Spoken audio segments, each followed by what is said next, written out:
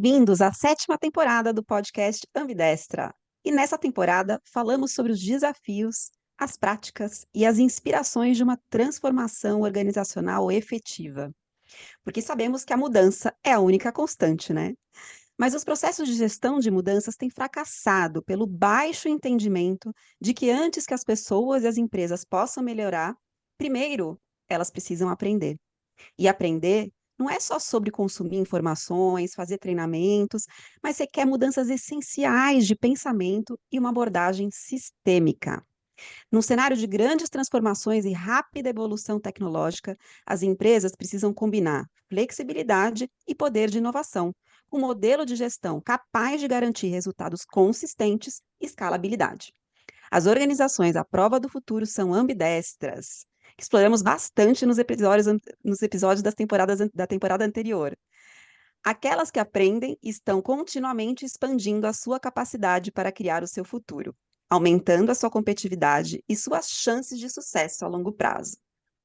Isso aí. E aí, entre tantas inspirações aqui que a gente estava planejando para a sétima temporada, a gente resolveu explorar aqui o conceito de organizações que aprendem, que é uma ideia que ganhou destaque através dos estudos de Peter Senge, né, que a gente vai falar um pouco mais sobre ele aqui, que é um renomado professor do MIT e autor do influente livro A Quinta Disciplina.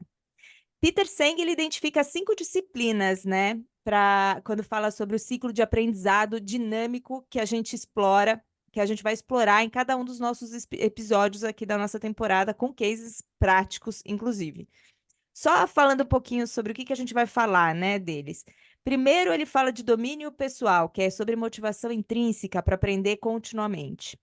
Depois, sobre visão compartilhada, ou seja, o comprometimento com objetivos alinhados às aspirações individuais e do coletivo. Ele fala também sobre modelos mentais, que é a evolução das novas formas de pensamento, a aprendizagem em equipe, que é o trabalho colaborativo em busca de uma compreensão mais ampla, e o quinto elemento aqui, que é o quinto ponto, que é o pensamento sistêmico, né? Que é essa disciplina que enfatiza a necessidade de compreender o todo e as interconexões entre os diversos elementos dentro de um sistema. Então, uma organização que aprende, ela compõe esses 5 pontos, né, que Peter Senge fala, e a gente acredita que quando uma organização aprende, ela está em flow, né? Então, ela sai da zona de acomodação ou de angústia e se alinha, né, as suas competências internas aos desafios do mercado. Esse, inclusive, é o propósito da Ambidestra e é a nossa inspiração para essa nova temporada. Para falar sobre isso, a gente convidou uma pessoa que é super especialista aqui em vários desses temas que a gente vai falar. É a Janine. É a Janine Saponar, ela é CEO da Lead Sustentabilidade. É a primeira agência de comunicação do Brasil dedicada à comunicação de ONGs e relacionamento entre setores, público, privado e sociedade civil. É mestre em aplicar a teoria U, que a gente já vai explicar o que é uma metodologia inovadora para a transformação de organizações e indivíduos, criada por Otto Scharmer, com contribuição do Peter Senge. Inclusive, ela foi uma das primeiras, a primeira, na verdade, consultora a trazer a teoria U para o Brasil. É fellow do Elias, que é Líderes Emergentes para Inovação entre Setores, que é o primeiro programa do Presence Institute com o MIT, empresas e ONGs de vários países a usar a teoria U no mundo. E a sua ambição é que as organizações e indivíduos se entendam como um sistema que precisa se integrar aos demais para a necessária transformação sustentável do planeta. Bem-vinda, Janine! Muito bom ter você aqui no nosso primeiro episódio dessa temporada. Obrigada, Andréia, obrigada, Lília. Espero que eu consiga compartilhar aí, né, o que eu sei, o que eu vivo, para poder orientar um pouquinho também, né? O objetivo é fazer com que as pessoas também aprendam.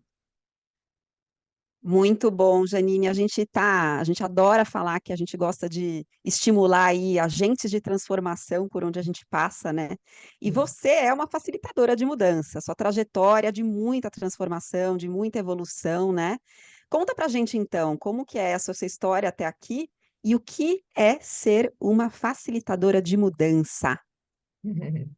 Vamos lá, eu vou começar pelo fim, né? Ser uma facilitadora de mudanças na minha opinião, e é o que eu vivo, né? Sou fruto do que eu vivencio, é ser um profissional muito atento à escuta e ao que está enxergando, porque a mudança quem vai fazer, na verdade, é a sua interface, é o seu cliente, é o seu apoiado. Então, ser uma facilitadora de mudanças, acima de tudo, para mim, é uma pessoa que escuta muito bem, que está muito aberto a receber os inputs e entender a realidade daquela organização para ajudá-la a mudar. E como é que eu virei essa pessoa, né? Eu criei a Lead Sustentabilidade em 1991, quando não existia o termo responsabilidade social, as ONGs estavam começando a se organizar, e eu era muito inquieta, então o incômodo me moveu a querer mudar uma situação, que era ajudar as ONGs a se comunicarem melhor através da imprensa, a se comunicarem com os outros stakeholders através da imprensa. E por eu ter sido inovadora e ter tido bastante sucesso, eu fui indicada para o Peter Senge, para um programa que ele estava montando no MIT, que era de líderes emergentes. Então, o que é chamado líder emergente, né? A gente usa muito essa questão do futuro emergente na teoria U. É aquele que está aberto ao futuro que já está chegando, já está emergindo, ou seja, você é considerado uma mentalidade, uma prática porosa. Você está ali, você existe, você está fazendo determinada coisa, determinada atividade, mas você está poroso e porosa ao que está chegando. Então, através das entrevistas que eu fiz com o Peter e com o MIT, isso funcionou, eles me consideraram uma Elias, e eu então fui para esse programa em 2006. Olha, nós estamos falando aí de 18 anos atrás, então faz muito tempo. E de lá para cá, eu costumo dizer, né? Quando eu vi a teoria U, eu falei, não, precisamos traduzir, precisamos trazer para o Brasil, porque ela é bem complexa já em português, imagina em inglês, né, para todo mundo. E aí eu ajudei a fazer as traduções dos 3 livros, e agora vamos para o quinto, né? Para o quinto livro dele, contando com o Presença, vou falar um pouquinho dele depois. E comecei realmente a atuar no Brasil, e eu costumo brincar, né, que a teoria U é como esse óculos aqui, é uma lente através da qual eu passei a enxergar o mundo, as coisas, a família, os filhos. Então, tive muita transformação pessoal, tive transformações no meu casamento, na educação dos meus filhos. Então, é essa questão de você primeiro viver para depois aplicar. Então, eu sou essa pessoa. Ai, muito Maravilhoso. bom, né? A gente sempre fala, quando a gente está nos processos ali, né, que a gente aplica também teoria U, né, de que a transformação ela começa pelo indivíduo, né? Então, é exatamente o seu relato aí de tudo que você viveu e tá levando para frente a partir daquilo que você acredita, né? Do que você Exatamente. pensa e do que você tem dentro do seu coração como É. crença Eu também. gosto de contar uma experiência. O U, ele tem o formato do U, né? Ele tem 3 movimentos, que é a descida, o fundo do U e a subida. E o fundo do U é onde realmente você se questiona, é um momento muito profundo mesmo. E eu, quando passei pelo fundo do U, eu emagreci 9 quilos. Parece que, sabe assim, aquela coisa que você corta o cabelo, você muda completamente, você quer mostrar para as pessoas a mudança que você está passando por dentro? Então, realmente, para mim, foi muito forte. Bom, então já que a gente está falando de teoria U, as pessoas devem estar super aqui, mas o que é isso? O que é isso? E a gente usa e aplica, que nem ele falou, né, nos nossos processos também. E fiz uma imersão com vocês, com a Autocharmer, aí nesse ano, que foi muito, muito especial. Essa é uma das metodologias de transformação organizacional que a gente pode explorar, e a gente vai falar ao longo dos próximos episódios várias práticas e técnicas diferentes. Mas conta Uhum. então um pouquinho o que que é a teoria U, né, então, o que que é tal desse fundo do U, né, dessa jornada que se passa, Uhum. e você também foi aprendendo outras tantas metodologias, né, então conta um pouquinho, como é que você foi se tornando essa facilitadora, usando muito da teoria U e contemplando também, outras também metodologias ao longo desse processo. Certo. Eu acho que o primeiro ponto super importante, que aí conecta também com o Peter Senge, com o pensamento sistêmico, eu sempre fui muito próxima ao Peter. A gente passou 2 anos juntos em programa, fizemos imersões na China de 40 dias. Então, assim, eu sempre fui muito próxima dele. E por me conhecer, eu sou uma pessoa que tem muita energia, eu me jogo mesmo nas coisas e tal. A primeira questão que eu conecto isso com a teoria U é você fazer um trabalho, você seguir um caminho onde o seu coração está. Isso não é preguice, não é coisa de quem abraça a árvore, isso saiu de dentro da Sloan School do MIT. Então, se você não tem paixão por aquilo que faz, né, provavelmente vai ser muito mais difícil a sua trajetória. Você vai fazer, mas vai ser mais difícil. Então, eu comecei por aí. E, voltando, né, a teoria U, a gente encara a teoria U como uma metodologia, um arcabouço de ferramentas que ajudam uma organização a se transformar. E por quê? Porque ela tem passos. Por que da metodologia? Porque ela te leva de um lugar ao outro, neste formato do U, né? Que, como eu falei, tem os 3 movimentos do U, a descida, o fundo e a subida.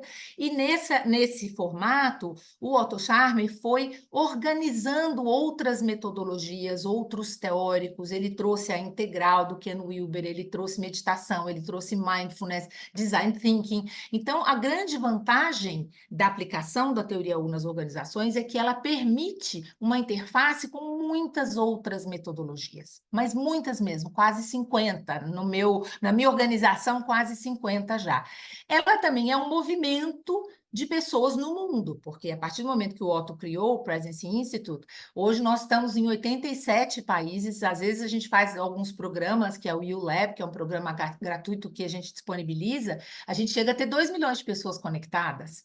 Então, assim, eu não posso dizer que é só uma metodologia, ela se transformou em um movimento de pessoas no mundo. E ela é também um modelo mental. Como eu disse, né, uma lente através da qual você enxerga o mundo, isso é um modelo mental. Eu vou construindo as minhas crenças, eu vou construindo o meu pensamento ali, eu formo o meu modelo mental. Então, eu diria que a teoria U pode ser definida como essas 3 questões, né? A questão de ser um movimento, uma metodologia, ser um movimento de pessoas no mundo e ser um modelo mental. Então, essa é a teoria U. E acho que só te complementando, o que é interessante que, assim, fala que todo processo organizacional, né, que todo processo de mudança, ele tem que nascer dos próprios indivíduos, né. E aí, ele tem esse formato de U justamente porque ele vem num processo de entendimento desse contexto das dores, das necessidades, que é essa descida do U, né, então é você aprofundar, de fato, aonde está o problema, onde estão os desafios, né. E aí esse fundo do U que a Janine fala, é o momento que você realmente tem que sentir essa transformação acontecendo em você. Onde você aquilo tudo que você teve conhecimento, olhou para trás, você desapega para deixar emergir, fluir o novo, que aí vem a subida do U, que fala sobre cristalização desse novo, sobre os protótipos da transformação e da mudança, né. Então, fazendo um deparo aqui mais pragmático e mais prático dentro do dia a dia das organizações, a gente sempre parte desse ponto que, assim, precisamos todos compreender da onde vem, essa por que estamos querendo mudar, né, quais são os pontos chaves que a gente está querendo aprofundar. E aí, muitas vezes, a gente pula essa fase e já vai: "Ah, não, mas eu quero ser isso, isso, isso", mas calma, primeiro, né, precisamos percorrer uma jornada para sintonizar de fato onde está o problema, fazer todo mundo entender isso para depois criar o novo, né, só para contar um pouquinho para as Sim. pessoas como é que isso vira a base, né, de um processo, que junta tantas metodologias juntas aí também. Eu acho que é muito útil, né, para esse público com quem a gente fala, né, com quem a Ambidestra fala, a gente entender de onde surgiu, né? Então, surgiu de um incômodo do Otto Scharmer, um economista alemão, que foi para o MIT fazer seu doutorado, e ele foi estudar com Peter Senge, com Ed Schein, com vários outros professores do MIT, com o Jaworski, e ele, então, pegou a imagem do iceberg, que a gente está muito acostumado, né, no business, desenhar o iceberg, e ele aprofundou uma camada a mais desse iceberg, porque o que a gente vê acima da linha da água, como todo mundo sabe, são ali 10, 12% do sintoma. E o que gera esse sintoma? São as estruturas empresariais, organizacionais, governamentais. Abaixo disso, você tem o modelo mental.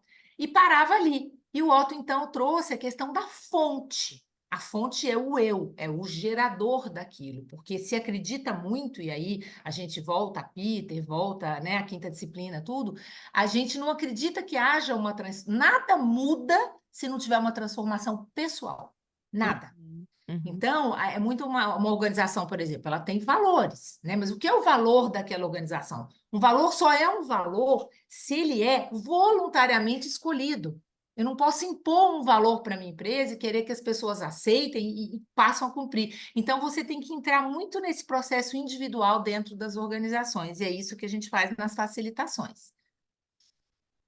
Maravilhoso, né? E no fundo, essa questão toda que você traz dessa visão do iceberg, né?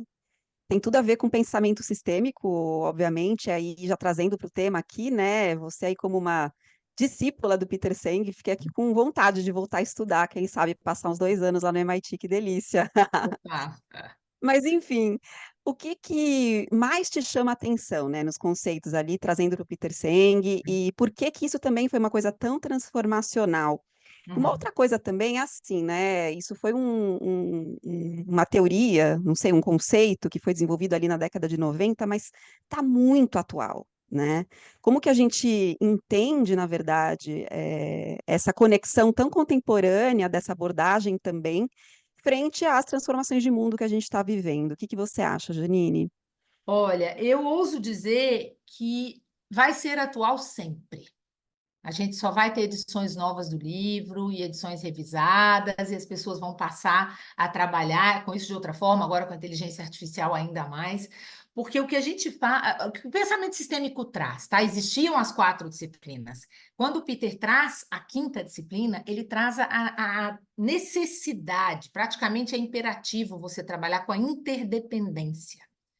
Então, a interdependência, eu acho assim, grifem essa palavra, né? Porque esse conceito, o conceito da interdependência, ele é o que muitas vezes falta às organizações, independente se elas sejam públicas, privadas ou governamentais. Então, é você ter uma noção, ou seja, quando você olhar aquela parceria, você olhar um contrato, você colocar esta lente e você entender, isso é interdependente do quê?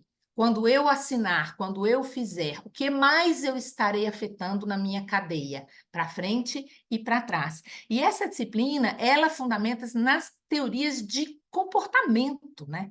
Nas teorias de feedback. Como é que essa empresa se comporta? Como é que as pessoas se comportam? Como é que elas dão feedback umas para as outras? Isso não vai mudar, porque organizações são feitas de pessoas. Então, na minha opinião, é atual, mais atual do que nunca, e vai continuar sendo atual sempre. E aí, quando o Peter traz isso, né, ele leva a organização a se mudar ou a querer manter. Porque muitas vezes, quando você entra, e vocês trabalham com organizações, quando você entra com uma proposta estruturada e tal, às vezes a organização se fecha e fala: não é isso que a gente quer. Porque é realmente uma mudança profunda, né? O Peter fala muito de mudança profunda, ele nem usa tanto o termo transformação, ele usa mudança profunda. Então, quando você aborda, né, com o pensamento sistêmico, você está reforçando as outras, que é aprendizagem em equipe, visão compartilhada, modelo mental e domínio pessoal. Nessa, né, você vai do domínio pessoal para o modelo mental, para a visão compartilhada, aprendizagem em equipe, e a visão sistêmica engloba tudo isso. É assim que eu vejo. Excelente, a gente também. Eu sei. Aprendendo, estudando, né. E assim, só que fazer mudança não é nada fácil. Nada, nada fácil, né, justamente por pensar por esse pensamento sistêmico, né, então que não dá para mudar uma pecinha ou outra. A gente acompanha aqui que tem algumas pesquisas, né, uma pesquisa da McKinsey aqui que fala que, em geral, as empresas que fazem transformações de sucesso ou mudanças de sucesso têm EBITDA aí 4 vezes e meia maior do que a média, né. Só que muitas, ao longo desse processo falham, né, acho que 70% mais ou Uhum, menos é o número de falhas desses movimentos de transformação organizacional.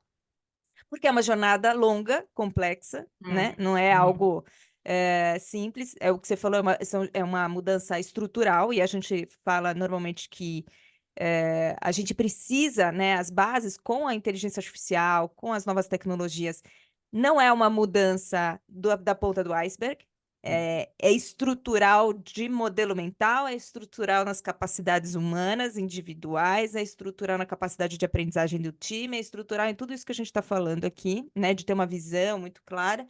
Na tua opinião, por que que tem essa taxa tão grande de falhas em modelos, em movimentos de transformação, né? E quais cases práticos você como uhum, facilitadora, você já atuou uhum, tanto em público, privado, uhum, ONGs, enfim. uhum. Dentro dos teus casos, assim, onde falhou, Olha, por que que não falhou? tá interessante essa questão. Obrigada por trazê-la. Eu estou aqui para dar a minha opinião, né? Então, essa é a minha visão. Eu Certo. acho que A maioria das empresas, e aí por isso esse número do EBITDA aí, né, tão baixo, que as empresas que conseguem transformação melhoram muito, mas a maioria não consegue, porque está sempre se atribuindo a capacidade de mudar e de melhorar, daquela empresa ser mais competitiva, vamos falar aqui de uma questão empresarial, tá? A você trazer um herói. Então, você tem o CEO herói, você tem o presidente herói, você tem o CFO herói, entendeu? Alguém que vai chegar com seu toque de Midas e vai resolver. E não é isso, isso é a primeira coisa que, ao estudar com Peter Senge, você entende. Não existe esse mito do herói salvador dentro de uma empresa. Você pode ter uma pessoa, um profissional excelente, que vai chegar e vai organizar, sim. Ele vai conseguir aceitação dos funcionários de todos os níveis, sim. Porque se ele conseguir só comprometimento, não adianta. Se as pessoas estão só comprometidas, hoje em dia a gente usa o termo engajamento. Eu gosto sempre de ponderar. Eu estou muito engajada numa coisa, numa ação. Se aparecer uma outra mais interessante, eu vou engajar na outra. Mas se eu aceitar realmente aquela ação, aquela proposta do meu RH, aquela proposta do meu diretor, do meu departamento, ou mesmo da causa para a qual eu estou atuando, eu aceitei aquilo de dentro de mim. Vai aparecer um outro convite, vai aparecer um novo modelo gerencial. A gente está cansado dos modelos gerenciais, de quantos nós passamos. Gente, eu tenho 55 anos, tenho 30 de trabalho nessa área. Quantos eu já vi que eu falava, meu Deus, eu preciso estudar isso. Não, vai passar, vai passar. O que fica realmente é essa aceitação realmente verdadeira do comprometimento, né? Das pessoas dentro daquela empresa. A aceitação vale mais do que um comprometimento. Então, o que a gente busca é a aceitação. Então, aonde eu vejo as falhas nisso? Você colocar em uma determinada pessoa, né? A gente vê quantas vezes troca presidente da Petrobras, troca presidente do Vale, de tantas empresas aí, a gente vai, agora vai, né? É a mesma coisa com o nosso governo, né? A gente acha que vai chegar alguém que vai salvar. Então, esse conceito, na minha opinião, é o que faz falhar. E nos cases que eu conheço, né, que deram certo, aconteceu justamente o que a gente fala muito na teoria, né? Você tem que primeiro observar o que está ali. E aí observar de coração aberto, de mente aberta. Não adianta eu olhar e continuar sentada nas minhas crenças e não achar que aquilo ali existe ou que aquilo ali tem um poder de mudança. Então, por exemplo, eu vi, né? Eu acompanhei muito o Instituto CIA da loja CIA Modas. O Instituto tinha uma missão de trabalhar em educação, era maravilhoso o que eles faziam, tinha um voluntariado enorme e tal. Mas não estava atrelado ao planejamento estratégico da empresa. Eles são uma empresa de moda, eles lidam com moda, eles estão à frente na moda no mundo. A partir do momento que eles transformaram o Instituto 100% alinhado, eles foram fazer moda sustentável, deslanchou de uma maneira inquestionável. Então, por quê? Eles estavam abertos, eles foram estudar, estava dando certo, estava dando super certo. Então, para que a gente vai mudar? Não precisa mudar. Aí é aquela questão, quando você está na zona de conforto, você não quer sair de lá. Então, a empresa realmente ela tem que querer fazer esta transformação. E eu já vi muitos casos de insucesso, infelizmente mais de insucesso do que de sucesso, de quando esse movimento começa, o castelo de cartas começa a desmoronar. Então, determinados departamentos que são hipervalorizados dentro de uma organização, ou determinada pessoa e tal, começa a dizer, opa, não é bem assim, não é tudo que está na mão dele, ou dela, ou desse departamento. E aí você precisa ter muita estrutura, né? A gente chama de campo social, né, Andréia? Você viu muito a gente falar do campo. O campo social é onde você vive, é aquele ambiente onde você está, e é você que ajuda a criar esse campo. Então, se o campo social ele está forte, ele está comprometido, né? Ele está carregando bem aquilo que ele se propôs a carregar, ou seja, um copo para água ou um saquinho para carregar laranja, não importa, importa que ele está pronto para carregar aquilo que ele se propôs. Se esse campo está pronto, pode vir a mudança que for, o incômodo que for, acontecem demissões, contratações, merges, etc. Esse campo vai segurar. Então, é isso que eu vejo acontecer na prática. As empresas começam, pegam N propostas, mandam, vamos fazer, sem dar esse passo para dentro dela mesma, começar com a história, com o entendimento, por que estamos aqui, como é que chegamos aqui. É difícil? É, mas não é impossível. E Excelente. esse olhar da construção da visão compartilhada, né? Porque Exato. existimos a partir daquilo que a gente acredita, né? Mas Sim. existimos também socialmente a partir daquilo que a gente compartilha, né? Então, acho que num mundo tão polarizado, também está cada vez mais complexo, né? De você chegar nessa visão compartilhada muitas vezes dentro das organizações, porque Sabe por que que eu começa a vejo dividir muita complexo, opinião, Lilian? né? Sabe por que que eu vejo complexo? Eu vejo complexo porque a visão compartilhada, ela é uma disciplina de indagação, ela é de reflexão. Você precisa fazer esse exercício. Hoje em dia a gente não quer mais pensar. A maioria das pessoas não quer pensar, ela está doida para chegar alguém que mande ela fazer. E Que ela vai ser louco, uma né? executora. E ao Entendeu? mesmo Não é tempo por aí. e ao mesmo tempo todo mundo tá querendo autonomia, empoderamento, quero é isso, exatamente esses contrapontos que a gente vai enxergando, Janine. O que que Excelente. acontece, André? A gente estuda muito e vê muito isso. Na medida em que eu faço essas indagações, eu sou levada a uma reflexão, eu vou ser levada a desenvolver e ampliar a minha consciência, seja individual, seja coletiva. Então, é a partir do momento da ampliação dessa consciência, primeiro individual e depois compartilhada, né, que vira uma visão compartilhada ali, é que você vai evoluir e sustentar. Porque que evolui, evolui. Mas como é que sustenta? É. Essa é que é a questão. É. Muito bem. Chegando Hum. então nela, que é a quinta Opa! disciplina, né? É. A visão sistêmica de uma mudança entre pessoas, né? Entre áreas, entre organizações, mudanças na sociedade. E justamente o que a gente estava falando, né? Despertar essa consciência não é fácil. Aí a gente traz um outro tema, que é assim, o que na prática é uma transformação ecossistêmica, né? Vai muito além do indivíduo e passa a atuar no nível de ecossistemas, a gente fala, né, do ego para o eco. Uhum. E então, o que é na prática essa transformação ecossistêmica e como o terceiro setor também pode participar Sim, nisso, Janine? sim. Eu sempre digo que o terceiro setor, estudei muito, né, sobre o terceiro setor no Brasil, fora e tal. O terceiro setor ele tem para mim um papel crucial de ser aquele que carrega a bandeira primeiro. É quem dá o alerta, é quem chama a atenção, é quem cutuca a política pública, é quem mexe. Então esse para mim sempre foi o grande papel do terceiro setor. Tá? Então, eu acho que no ecossistema, aonde a gente imagina, né? Você tem ali o pensamento sistêmico, a empresa, é o que eu falei, a Andrea leu no começo, né, da minha ambição. Cada empresa, ela é um sistema, cada ONG é um sistema, aí você tem o sistema de ONGs, o sistema de empresas, o sistema de governo. O ecossistema é o interrelacionamento, a interdependência de todos esses sistemas. Eu vou te dar um exemplo. Eu tive um cliente do agro que uma ONG nos chamou para poder atuar, para ali de atuar e falar: olha, tá dando errado na cadeia de palma, do óleo de palma. Então, não está funcionando, o produtor está reclamando, tem poucos produtores nessa região, nanana. Era um case muito particular, eu não posso divulgar quem é. Mas o que aconteceu? A gente ajudou a empresa principal, a compradora do produto, a entender que os contratos dela, o rigor que elas impunham, a exigência, transformava o produtor lá no campo, que por sua vez transformava o transporte, que por sua vez impactava no trader, que por sua vez subia o preço, que por sua vez na ponta da gôndola do supermercado, porque margarina, chocolate, tudo tem palma, mudava todo um sistema.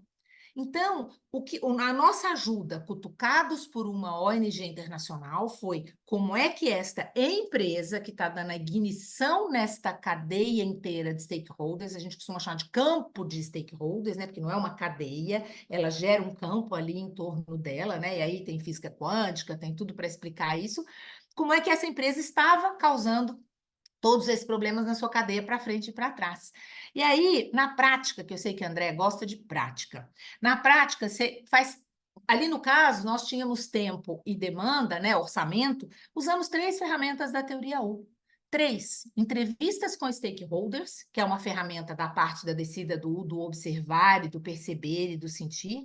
Você faz a entrevista para entender como que cada um está ouvindo. E aí, gente, a entrevista que você abre o microfone e deixa a pessoa falar. Você não vai interpelar porque você quer ouvi-la, você não quer dizer a ela o que ela vai dizer. Entrevistas com stakeholders. A partir do momento que você conseguiu montar o cenário, você leva essas pessoas a montar o cenário elas próprias. Então, a gente usa o mapeamento 3D, que nada mais é do que montar uma maquete, fazer um brinquedo com Lego, com massinha, com N elementos, para que juntos, esses stakeholders, desde o produtor até o CEO da grande empresa, da compradora, montarem a situação. Então, você coloca bonecos no papel, você faz. Aí você faz N perguntas que os levam a quê? A refletir. Quando eles fazem a reflexão, eles mudam aquela situação para uma situação ideal. E aí eles percebem o que precisa mudar e por onde precisa começar a mudar. E a última ferramenta que a gente usou foi um workshop para que eles se ouvissem. E aí eu usei uma coisa muito boba, porque quando você já está lá, é muito simples. Você pega um novelo de lã e dá para cada pessoa falar, para quem você vai jogar esse novelo, que você depende dele. Aí a pessoa fala, mas tem mais de um, como é que eu faço com um novelo só? E aí ele vai cortar, ele vai começar a desenhar a própria rede, e ele vai ver com seus olhos ali naquela sala a interdependência. Então, quando a gente fala, não é fácil, mas é simples. Muito bom. A gente adora. Desculpa, eu só ia complementar que, assim, essa mesma conexão que você está falando entre interdependências de negócios e empresas acontece dentro da própria organização, né? Esse mesmo sistema que você está falando de ouvir stakeholders, não precisa ser fora. Ouvir as Não. áreas parceiras, ouvir os líderes, né? Ouvir o colega da baia do lado. Exatamente. Então, isso também, essa analogia toda da visão sistêmica também para dentro. Desculpa, Aline. Pra dentro. Total. Não, exatamente o ponto que eu ia falar, assim, que tem a ver com a mudança de perspectiva, né, Janine? A gente adora aquele overview effect, né, que se fala ali Sim. dentro da teoria U, que é esse olhar que o astronauta tem quando ele está lá, Ele vai lá no para a Lua, espaço. está de costas para a Terra. Eu estou olhando a Lua, mas eu mudo a minha perspectiva e vejo a Terra. E quando eu vejo a Terra, eu tenho uma visão completamente diferente sobre o meu papel aqui também social dentro desse grande sistema, desse ecossistema que a gente vive dentro da Terra, né? Então, eu acho que é justamente isso, a gente mudar um pouco, que nem você falou ali no começo, né? Qual que é a lente que a gente coloca, qual que é o óculos que a gente coloca, qual que é a perspectiva que a gente traz. Tudo. E é muito simples, né, gente? Porque, assim, se for pensar, uma empresa muda a frota de carros dela para carros mais potentes e mais velozes. Eles vão continuar passando no mesmo lugar, tá? Seja em comunidades quilombolas, ela muda, ou seja, numa cidade mesmo. E ninguém explica para esses motoristas que ele passar mais rápido, ele pode gerar mais acidente, ele gera mais poeira, ele afasta animais daquela região. É muito simples. Os exemplos são muito fáceis, porque são milhares. Tudo Muito bom. impacta em tudo. Ai, que delícia. A gente podia passar a tarde inteira aqui conversando. Muito bom. Estamos chegando aqui no nosso finalzinho, onde a gente faz um ping-pong de fechamento. Opa! E a gente faz algumas perguntinhas, você responde aquilo que vem na sua mente, tá bom? Ai, ai, ai, que medo. Fico em estado de flow quando? Estado de flow, eu fico quando eu vejo que a minha generosidade está ajudando a transformar alguma coisa. Ai, muito bom. Agora, a última coisa que você experimentou fazer pela primeira vez. Conta pra gente. Essa é fácil, estou bordando tapetes arraiolos. Então, no tecer do tapete, eu vou fazendo a minha reflexão do dia, eu vou vendo que às vezes, quando eu erro um ponto, eu volto para trás e não tem problema nenhum desmanchar, e também não tem problema nenhum se o da minha amiga está ficando mais bonito e se eu não cheguei lá. Então, tem sido uma primeira vez muito importante nesse momento da minha vida.